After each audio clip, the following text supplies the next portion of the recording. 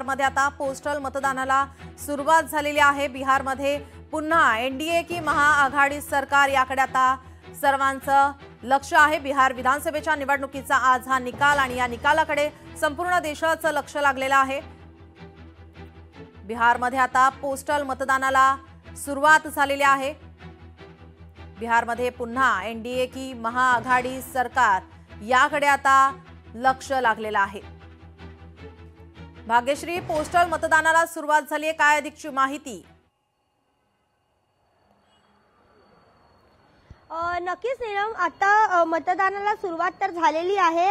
अजून अपडेट मात्र आलेली नाही आहे। एवढंच कळतंय की मतदानाला सुरुवात झाली आहे। काय माहिती जी आहे ती लवकरच समोर येईल। नेमकं कोणते पक्ष पुढे आहेत, कोणत्या नेते पुढे आहेत हे लवकरच कळेल। मात्र आता या क्षणी जी माहिती येते ती जी मतदान मोजणी जी आहे त्याला सुरुवात झालेली पाहायला मिळते। जी नक्कीच, आपण जर पाहिलं तर मागच्या वेळेस जेव्हा एक्झिट पोल हा समोर आला होता त्यावेळेस या ठिकाणी आपण पाहिलं तर महागठबंधन महाआघाडी सरकारला या ठिकाणी हा एक्झिट पोलमध्ये विजयाचा कौल देण्यात आला होता। मात्र जेव्हा निकाल लागला तेव्हा हा निकाल उलटा होता, एनडीए सरकार आलं। मात्र आता जेव्हा आपण एक्झिट पोल पाहतोय या ठिकाणी एनडीएला या ठिकाणी आपण वर्चस्व देताना किंवा निकाल देताना या एक्झिट पोलमध्ये आपल्याला पाहायला मिळतंय। एकंदरीतच काय या संदर्भातील चित्र आहे?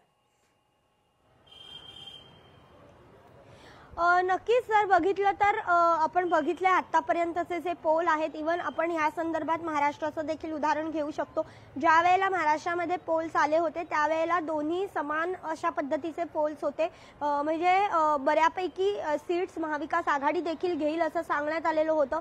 मात्र असं काहीही चित्र दिसलं नाही। महाविकास आघाडीचा अक्षरशः सुपडा साफ झालेला पाहायला मिळाला आणि त्यावेळेला भाजप मात्र मुसंडी मारताना पाहायला मिळालं होतं आणि हा तो पोल जो होता तो कुठेतरी खोटा ठरलेला पाहायला मिळाला। आता देखील जर बघितलं तर सुरुवातीपासूनच बिहारमध्ये एनडीए म्हणजे नितीश कुमार यांना जास्त मतदान आहे पोलच्या दृष्टिकोनातून।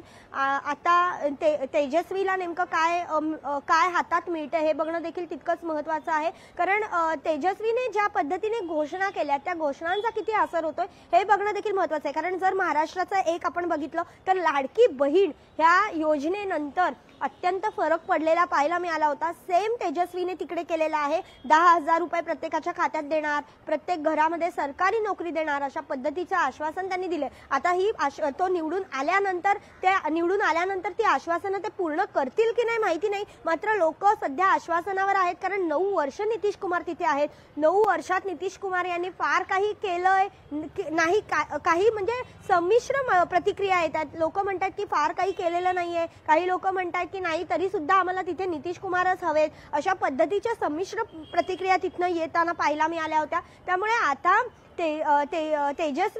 तेजस्वीच्या या योजनांच्या ज्या घोषणा आहेत त्या तेजस्वीला फळणार का आणि तेजस्वी पर्व उजळणार का हे बघणं देखील तितकंच महत्त्वाचं ठरणार। जी भाग्यश्री, तुम्ही आमच्यासोबत असेच जोडलेले राहा।